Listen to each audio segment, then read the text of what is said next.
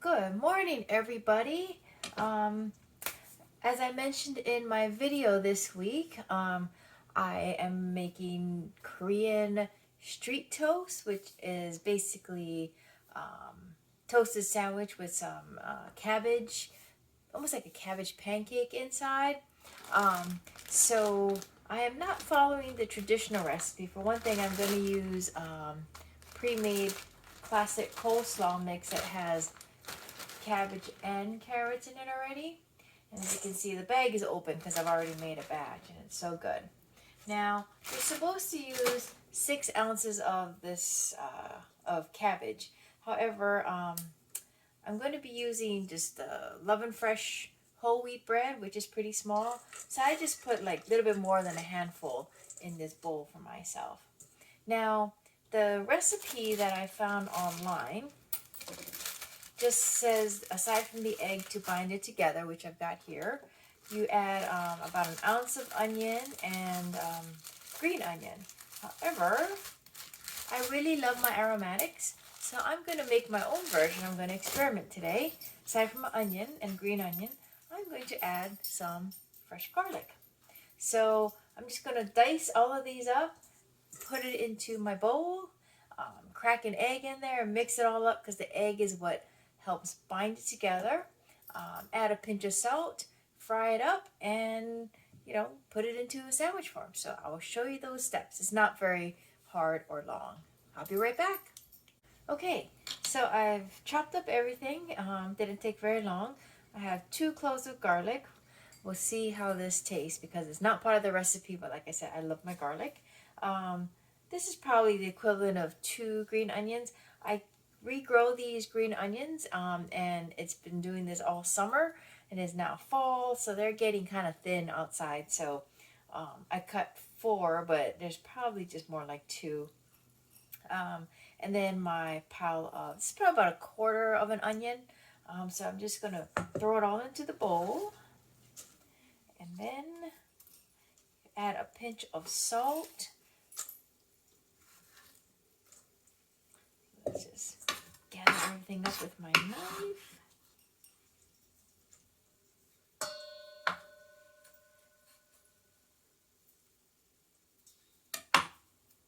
Okay, so this is my mixture. Got my salt here. Just going to add about a pinch. Now, the thing is, the cabbage and the onions and all can be a little bit on the stiff side. So before I add my egg, what I'm going to do is just mix it up. I'm going to crush it in my hands like this, just to soften them up so that the strips of cabbage and onion aren't so stiff. So it'll be easier to form into my sandwich shape as I cook it. So don't have to be too gentle, just take a handful and squeeze. All right, let me wash my hands for a second. All right, so I've washed my hands. Look, this is my little handmade towel I created.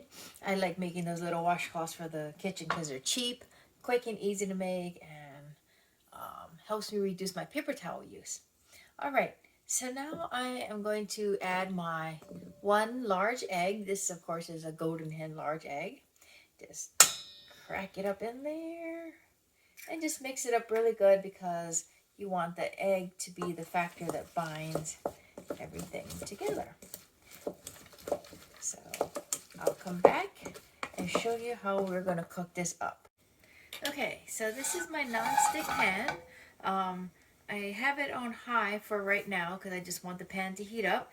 And then I'm going to add about a tablespoon of butter and turn the heat down to medium because not that you want this to cook super slow, but you also don't want to burn your cabbage. So I can feel that the air above my pan is hot, so it's getting up to temperature. So I have about a tablespoon of butter here. Put it in there and let it melt. As soon as it's melted, we're going to turn the heat down to medium and throw in our little cabbage mixture. By the way, while we wait for this pat of butter to melt here. This is my whole wheat Love and Fresh bread, and you know, right now it's just regular, but towards the end, what we are going to do is toast, or basically fry it up in some butter in the pan after the cabbage is done, to give it that nice brown toasted crispiness. So when I make my little cabbage pancake here, I'm going to try and shape it so it's just about the size of this piece of bread, which is why I also only use a little more than a handful, because these are pretty small pieces of bread. Okay, it looks like my butter is melted. So I turn the heat down to medium. Make sure it's well distributed over my pan. Then we add our cabbage mixture. Make sure we don't leave too much behind in the bowl.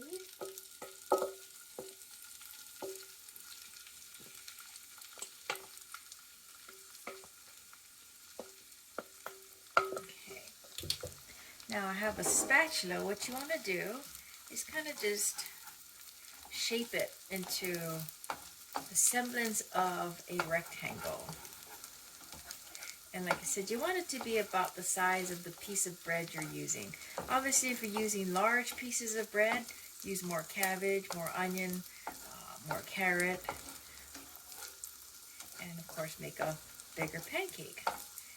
Now, once you get it shaped, it looks like it'll be just a little bit bigger than my piece of bread. You just want to let it cook on the bottom for about 3 minutes or so. You want the bottom to be crispy and brown, and all this to stay together when you flip it to cook the other side. So we'll be back in a couple minutes when it's time to flip. Okay, so I can see there's some brownness on the edges. I've sort of been pushing it around, trying to keep its shape, and it seems like it will flip easily. So let's see if this will work. I still have my second spatula because I am not good at flipping things, be it eggs or cabbage pancake. So 1, 2, 3, flip. There we go.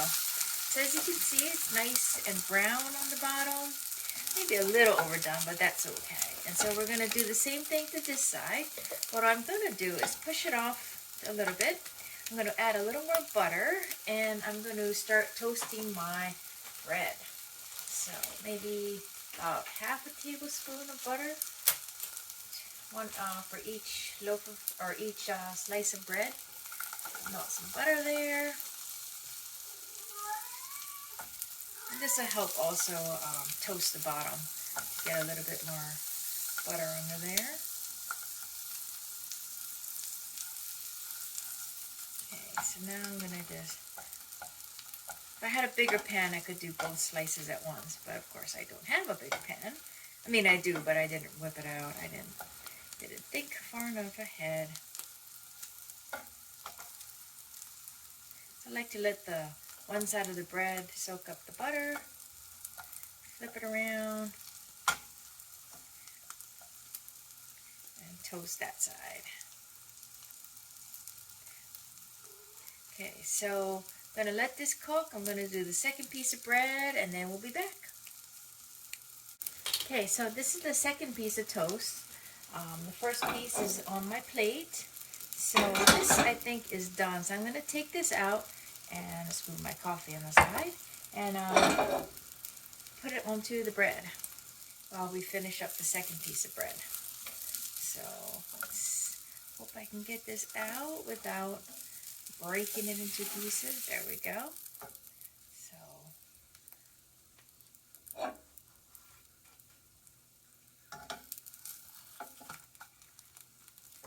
Okay, so here we go. It looks good so far, so this just needs about another minute or so. And then I'll show you how I dress it up. Alright, so this is that second piece of bread. See how nicely toasted it is. And my cabbage pancake is pretty much centered on the bread. So, oh, I forgot one thing. Okay, so the recipe calls for you to put a little bit of sugar on top. I guess it enhances the sweetness of the onions, carrots, and the cabbage, which when you fry it up like this does bring out a sweetness. And some ketchup. This is my Berman's ketchup. And some yellow mustard. This is my Berman's yellow mustard. However, I do like a little bit of heat in my food, so I'm going to try today with some sriracha sauce as well. So, because we are trying not to consume a lot of excess sugar, I'm not completely against sugar. I mean, you've got sugar and ketchup and whatnot, but where I can reduce it, I try to. Like in my coffee this morning, I have Splenda, so I'm going to use a packet of Splenda to put over my toast, because I don't need this. I don't really like it to be super sweet. I would rather taste the cabbage and the onions, and in this case the garlic. So I'm just going to put one packet of Splenda over, and then put some ketchup. Now some people I know really love ketchup. I like ketchup, but I don't need, huge amounts. So you just spread it over the top. In this case, I said I like heat, so I'm going to put a little bit of sriracha. Go back and forth. And then last but not least, we have some yellow mustard, which I'll go in the opposite direction. Now I do love my mustard, so. Okay, now it's not the most beautiful thing, but as you can see, it's nice and colorful. You've got some orange from the carrots, green from the green onions, brown from the cabbage, and the yellow and red. And then this is the more buttery side, so I'm gonna slap it on down there. Now you can eat it like this.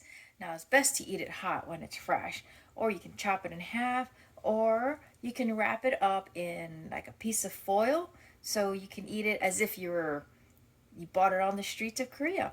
So I'm going to wrap it up in foil because I find that it kind of keeps the mess contained and my hand's a lot less sticky. So I'll show you how I wrap it.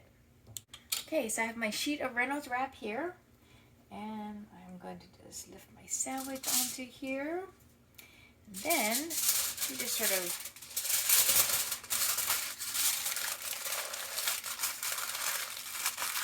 wrap it around, because when you want to eat it later, you just peel it open. So I don't need to close the top, because I'm just going to peel it back on and eat. I just wanted it to be contained in here.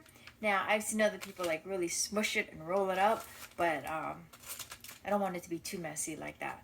So as you're eating, you just peel it back like this, and it kind of keeps the mess in here. All the ketchup and mustard will stay hopefully in the mostly in the tin foil and not all over your hands, but still use a plate too if you can. So anyways, that is my Korean street toast. As you can see, quick, easy, I think kind of healthy. I mean, it's got mostly vegetables in here, a little bit of whole wheat bread, and for me, it's going to be my breakfast this morning. Going to finish up my blueberry bones coffee, which is so good, and have my street toast. So thanks for watching, and if you're a subscriber, thank you very much. And if you're new to this channel, please hit that subscribe button on your way out. And if you like this video, please leave me a thumbs up. And if you have any questions or comments, leave them below. I love hearing from anybody. So everybody have a good day and stay safe. I'll see you next time. Thanks. Bye.